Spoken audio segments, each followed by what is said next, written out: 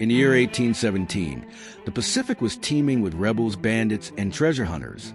Among them, a name whispered in fear across the seas, Roberton. A Scotsman by birth and a pirate by profession, Roberton wasn't just any rogue. He was infamous, with shocking red hair, a gaze that chilled the bones, and a cruel reputation that stretched from Valparaiso to Tahiti. He had become a mercenary for the Chileans in their fight against the Spanish. Stories of his merciless tactics spread like wildfire. He was known to burn villages, drown prisoners, and smile while doing it. But beneath that monstrous exterior was an ambition, not just for battle or power, but for something far more dangerous, riches. It was during one such raid that Roberton captured a friend of a rebel named Benavides, a bandit who had begun to challenge authority in Chile's rugged hills.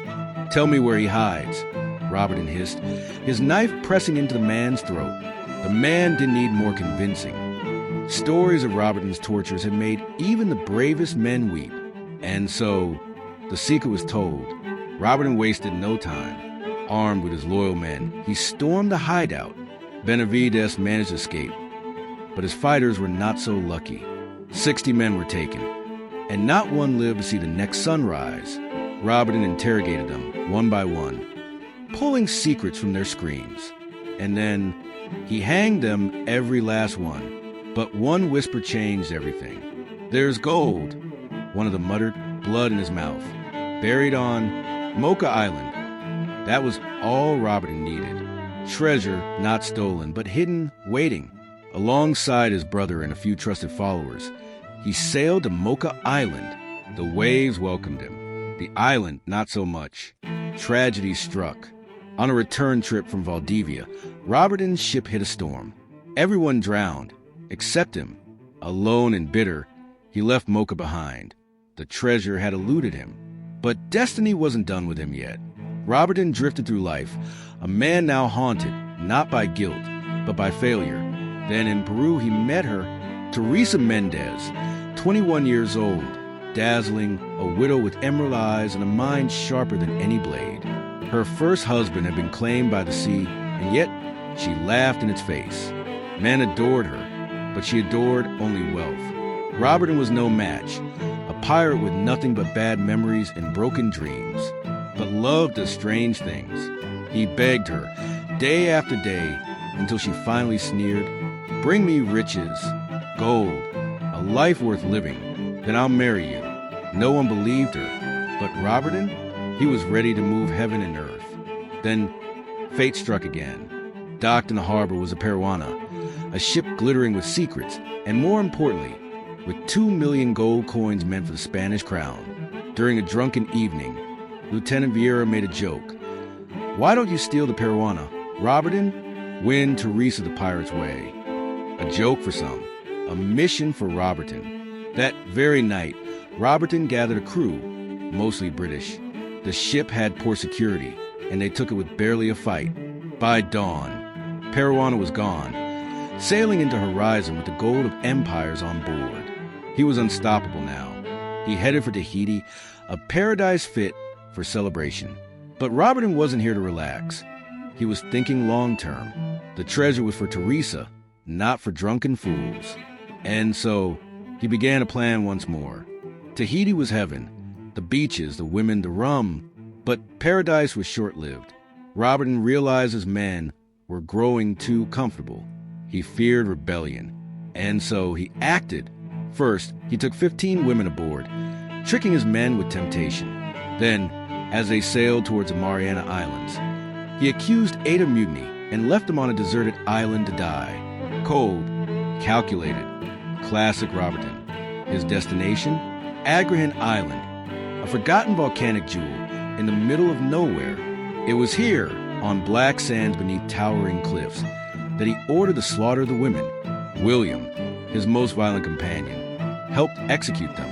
Blood ran down the rocks. Silence followed. Then they dug. Under the shadow of the cliff, they buried the treasure. All but 20,000 gold coins, kept for bribes and food.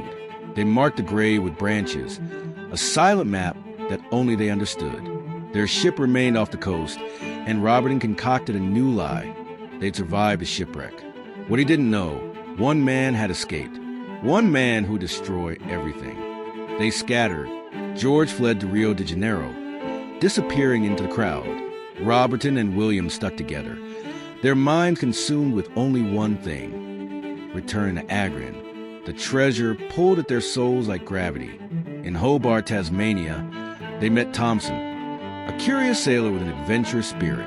Over rum and firelight, William told him everything: the gold, the island, the massacre. But William made a mistake. He forgot the island's name. Thompson guessed it. Agrihan? William nodded. That sealed his fate. Days later, Thompson awoke to screams. He ran to the deck, only to find William's bloody corpse. His throat was slit. Roberton had struck again. Thompson was next, pushed overboard, left for dead in the icy waters. But the sea was merciful. A Spanish ship rescued him. Thompson told the Spaniards everything. Roberton had finally pushed too far. The Spanish Navy, furious at the theft of their treasure and the horror of the crimes, began a relentless hunt. Roberton, unaware, was sailing to Spain, hoping to vanish in the mountains. He never made it. The Spanish found him, shackled him, and took him back to Agrihan. "We know what you've done," they hissed. "Show us where the treasure is." But Roberton, ever the fox, refused. Even under the sting of whips and fire, he wouldn't break. The gold, it seemed, mattered more than life itself.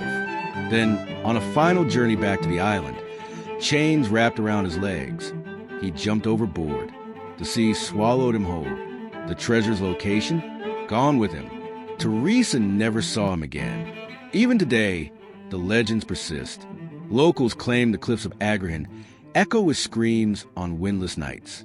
Some say they've seen shadows digging the dark, whispering in foreign tongues. Metal detectors have scanned its shores. Expeditions have come and gone, but the gold has never been found. Some believe the sea took it. Others say it was cursed in the beginning.